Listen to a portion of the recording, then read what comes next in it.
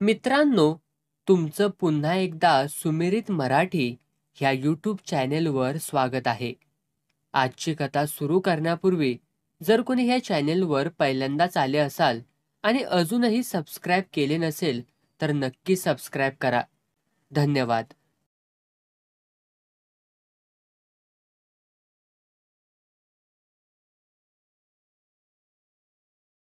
बिक्या रानातनं गवताचं वज घेऊन आला. धाडकन पडवीत वज टाकलं. टकोऱ्याच्या टापरीनं घाम पुसत आतमध्ये आला. बिकी चुलीपुढं चहाला जाळ घालत होती. लवकर आलासा? हा, सावित्रीच्या मळ्यातनं आणलंय गावात कापून बघ. दाद्या बोलला नाही काय? तू सरपंच झाल्यापासनं कोण काय बोलत नाही. बांधाला येळा घेऊन जायचा अवकाश. न्या जा गावात कापून असं समधीच म्हणते ती. गप्पा मारू नगासा. माणसं काय अवलादीची हायती माहिती आहे मला. आपलं रान मालकीचं व्हत नाही तवर काय बी खरं हवं. होईल तवा होईल. रानवं घेऊ कुणाचं तरी. माणसं आपण हुन माग लागत्या ती. काय कळलं का नाही? काय ग? चाप्या पहिलं. अगं पर सांग तरी काय झालंय त्या? चा ढोसा कापड घाला मग सांगते. लवकर, टाइम घालवू नगासा. कोकरानं पाणी प्यावं तसा तो फुकून चहा प्याला. ठेवणीतला सदरा घातला. धोतार नेसला. पटका चढवला. ती उठली. डब्यातलं 10 रुपये त्याच्या हातावरती ठेवलं. दिनकर तात्या आला होता तुम्हासनी बोलवायला. का ग? बायसाब वारल्या. मरताना म्हणी तुमची आठवण काढली. बिक्या गांगारला. समदा अंग थरथरायला लागलं. खाली बसत म्हणला, वायच पाणी देतीस का? आवच्यावरती कसलं पाणी ढोसतायसा? थंडी लय वाजतीया. तिनं हात लावून बघितलं. भिक्या थडा थडा उडत होता. एकाएकी काय झालं असं? आई ग, भिके मला पांघरून घाल. भिकीनं लेपाट हातारलं. नवऱ्याला झोपिवलं. पांघरून घातलं. सरपंच, असरपंच, कोण हाय? मी राम्या कोतवाल हायची. काय र राम्या? चावडीवरती माराल्या ती. काय बाचाबाची झाल्या देव जाण. दोघांची टकोरी फुटल्या ती. पोलीस पाटलाकडं जावा म्हणावं. पाटीलच म्हणलं तर तुम्हाला बोलवा. त्यासनी म्हणावं सरपंचाचा नवरा आजारी हाय.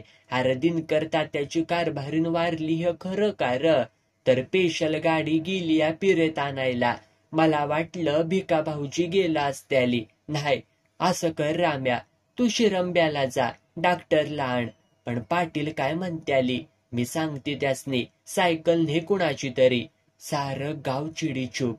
त्यात लायट गेल्याली. तगडी माणसं दिनकर तात्याच्या घरापुढं जमा झाल्याली. बिकी यकडाव गेली. दिनकर तात्याच्या रिकाम्या घरातनं फिरून माघारी आली. बिक्याला कामावरनं काढल्यापासनं त्या घराची संबंधच तुटला होता. दिनकर तात्याच्या बायकोपेक्षा नवऱ्याची काळजी वाटत होती. राम्या गेला ती तिकडच. डॉक्टरचा पत्ता नव्हता. काय करावं सुचत नव्हतं.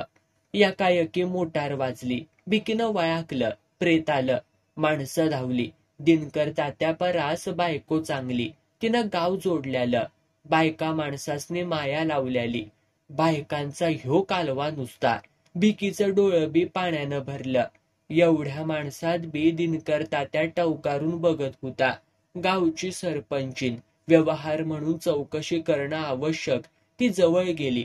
हळूच म्हणली, बाईसाब कशानं आजारी होत्या? तिला काय रोग लागला होता? माहेरच्या दारात जीव सोडायची काय काय बायकांना खाजच असत्या. मैताजवळ तरी चांगलं बोला. भिक्या कुठं खपला. निरोप माझा पुचिवला नाहीस म्हण की. त्यासनी थंडी वाजून आली या. भडवा मुद्दाम करत असल. नटीच्या नवऱ्यावाणी आकडत चाललाय. भिकी काही बोलली नाही. बाईसाहेबांच्या पायाला हात लावून बायकांत बसली. 10-5 मिनिटानं उठली. घरी आली. आता भिक्या थाड थाड उडत होता. त्याची ती अवस्था बघून ती गारहाटली. डॉक्टरचा पत्ता नव्हता. ती तडातडा चावडीकडं आली. तिथं मोटारसायकल उभा होती. पारावरल्या माणसासने तिने विचारलं, मोटारसायकल कुणाची हाय? ग्रामसेवक हायत. कुठायत? ती काय पार्टी चालल्या तलाटे हापेसात. त्यांना बाहेर बोलवा. आलाच धावत ग्रामसेवक. पिलेला नसावा. चांगलं बोलत होता. भिकीनं सगळं हळू आवाजात सांगितलं. तो म्हणला, चला पुढं, मी येतोच गाडी घेऊन. भिक्याला धरून भिकी मागं बसली. तसल्या अंधारात त्यानं दोघांना तालुका दाखवला. पोरगेलासा डॉक्टर उठवला, इंजेक्शन ठोकलं. डॉक्टर, ऍडमिट करावं लागल काय व? काही गरज नाही, या गोळ्या ठेवा. शॉक बसला यांना. नात्यात कोणी दगावलं का? हा, चादर पांघरा याच्या अंगाभोवती. नाहीतर असं करा, आता 11 वाजलेत, याला हितच झोपू द्या, सकाळी न्या. तुम्ही काय करता? मी ग्रामसेवक आहे. छान छान, या तुमच्या मिसेस वाटतं. वा, घरगडी दिसतोय वाटतं हा. छान. एवढी माणुसकी कुठं राहिल्या आता? विषय बदलत ग्रामसेवक म्हणला, किती बिल झालं? 50 रुपये. कॉट चार्ज सकाळी नेताना भरा. अरे कुलकर्णी, यांना काय हवं नको ते बघ. पेशंटच्या कॉट शेजारी दुसऱ्या 2 कॉट आहेत, त्यावर गाद्या टाक. काय लागेल ते बघ. अच्छा, गुड नाईट. डॉक्टर तरंगत वर गेला. भिकी खाली बसली. तिनं गळ्यातलं कॅस नीट गुंतवलं. पदरानं तोंड पुसलं आणि म्हणली, आता तुम्ही जाणार कसं? हे बघा, घाबरू नका. मी तुम्हाला घरी सोडतो. 2 लहान जीव आहेत घरी. मग मी माघारी येतो. सकाळी येईन बातमी पोचवायला. त्यांच्याजवळ तुम्ही राहणार? तुम्ही नको म्हणला तरी राहणार. बरं झालं, देवानं तुम्हाला पाठवलं.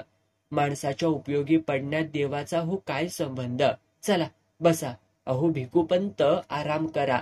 अर्ध्या तासात माघारी येतो, कॉफी बिस्किट घेऊन. आता ह्या वक्ताला काफी कुठं मिळायची? स्टेशनवर असतात उघडी हॉटेल. भिकी आपल्याच नादात होती. पहिल्यांदाच गाडीवर बसली होती, अगदी त्याला खेटून. टकुऱ्यात नवऱ्याची काळजी. ग्रामसेवक म्हणाला, हे बघा सरपंच, तुम्ही काय बी काळजी करू नका. साधा थंडी तापाचा आजार, एवढं काय त्याचं मनावर घ्यायचं? तुम्ही हुतासा म्हणून मी आपल्या पार्टीसाठी थांबलो होतो. तुम्ही पितासा? नाही, तात्यासाहेबांनी पार्टी मागितली, नाही म्हणता येईना. त्याला बाळांच्यात मिसळत जाऊ नकासा. तो 12 बोट्या तर लय वाईटच आहे. खरं सांगू का वहिनी, मी फक्त 1 पेग घेतला. आता जेवणार, मग दवाखान्यात जाणार. केवढा तकाटा तुम्हाला? या बया, डॉक्टरचं पैसे द्यायचं राहिलंच की व्ह. सकाळी भागू. कुठं जातोय तो? दोघं गावाबाहेर आले तर मृदुंगाने टाळ वाजायला लागले. बायसाहेबांचं पिरेत निघालं वाटतं. हा, दिनकर तात्यांची मालकीन वाटतं. तलाठ्याचं आणि दिनकर तात्याचं काय पटत नाही. गावात मयत झाल्यावरती ऑफिसात पिणं चांगलंय का? हे मी तुम्हाला विचारायला पाहिजे होतं. सगळं चुकलं. हितनं मोहरा अशा गाढवांच्यात मिसळायचं नाही. ठीक आहे, जशी आपली आज्ञा. भिकी लाजली. प्रेत पुढं गेल्यावर दोघं गावात शिरली.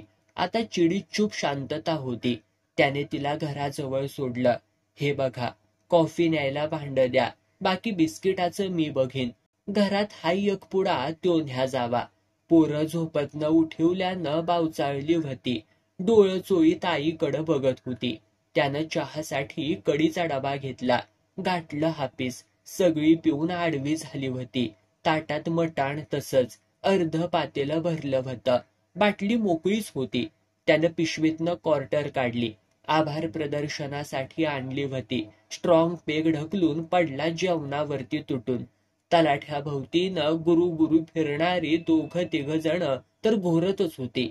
सतरंजी खाली काय टोचतंय म्हणून बघितलं तर दुसरी बी बाटली घावली. सप्पय मोकळी. तिघात 2 बाटल्या. मरत्याली नाही तर काय होईल? ग्रामसेवक आपल्याच नादात जेवला. गाडी उडवीत गेला. भिक्याला कॉफी बिस्किट चारून आरामात झोपला. भिक्या म्हणला, साहेब, तुम्ही नसतासा तर मी जगलो नसतो. वेडा हायसा, कुणी भी भेटला असता. पडा, आराम करा तुम्ही. भिकी सकाळी येती म्हणली. नाही, आपणच जायचं. आपल्या पायात त्यांना कशाला तरास? हे बघा भिकूपंत, त्यांनी गावाचा कारभार बघायचा का आपल्या मागं धावायचं? तुम्हाला मानतात त्या. म्हणाल्या असा नवरा लाभायला 7 जन्माचं भाग्य लागतं. बिस्किट खाल्ली ना? वय, कुठं मिळाली? आणली स्टेशनाहून. पैसा फेकल्यावरती काय, आसामपर्यंत पळत जात्याली चहा आणायला. हसली दोघं. दोघं हळूहळू गाढ झोपली. ग्रामसेवक घोरत होता. कंपाऊंडरनं उठवला. तोंड धुवून भिक्याजवळ आला. उठा, तोंड धुवा. वाढूळ तोंड धुतलंय. तुमच्याच उठण्याची वाट बघत होतो. बरं वाटतंय नव? व्हय, पर हे गारठ्याचं दिस. बाळ पांगरा, अरे कंपाऊंडर बिल आण डॉक्टरकडून. कंपाऊंडर पळाला. 10 मिनिटात आला. शंभराची नोट द्यावी लागली, वर औषधाची चिठ्ठी. कधी यावं लागल? त्रास वाटला तर यायचं, नाहीतर नाही. ह्या गोळ्या ठेवा, सकाळ संध्याकाळ द्या. 9 वाजायला नवऱ्याला दारात बघून भिकी सुखावली. भिक्याला बघायला आसपासच्या बाईक आणि गडी माणसं आली.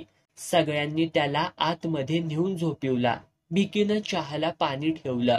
10 माणसात म्हणली, हे साहेब होतं म्हणून बरं, नाहीतर अपरात्री काय करायचं होतं मी. अव बाईसाहेबासनी बघायला जायला सवड बी भेटली नाही मला. बायका चहा पेल्या. तिथंच फतकाल घालून गप्पा वाढवायला लागल्या. तुम्ही आता चला, त्यासने आरामात पडू द्या. अरे पोरांनो, तोंड धुवा जा. आज सणवार हाय, सकाळची शाळा असल. मी चलतो वहिनी, बसा की. कांदफव केल्या ती, रांडांच्या पुढं देता तरी येत्या ती व्हय, न बोलिवता येत्या त्या. हे पोरांनो, खाली बसा, हे घ्या, खावा, नीट, खाली सांडायचं नाही. त्यासनी देऊ का थोडं?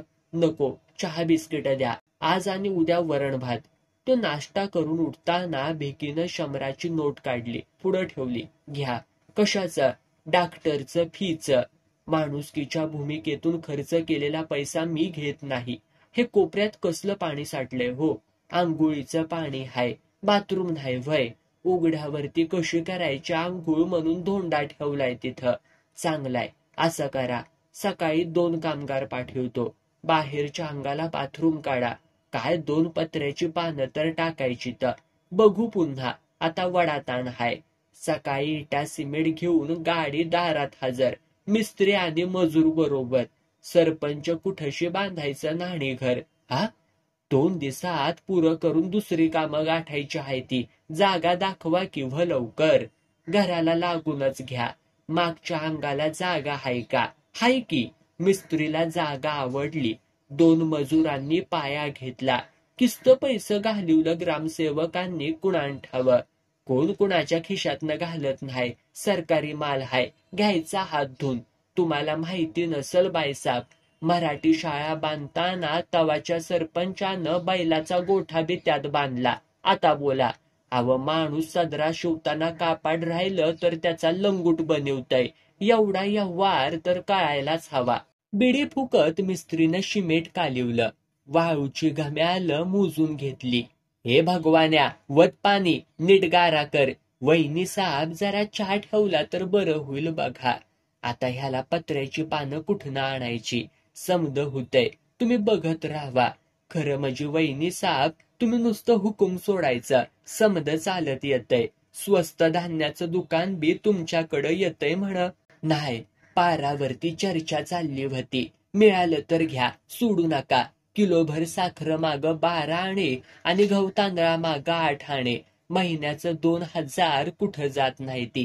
पावत्या रातच्या खरडायच्या. तुम्हाला बरीच माहिती दिसती या. आमच्या गावात बी हेच चालतं. पावतीन हाय, पाहिजे एवढं रोखीनं रेसनिंग न्या. खरंच तुम्ही दुकान घ्या. आपल्याला काय नक. महिन्याची 4-5 किलो साखर मिळाली म्हणजे झालं. मालकासने पाठवायचं डोबराकडं. आपण सवता बसायचं दुकानावरती. मला नाही वाटत तुम्ही इकडचा पैसा तिकडं होऊन द्याल. भिकी सुखावली.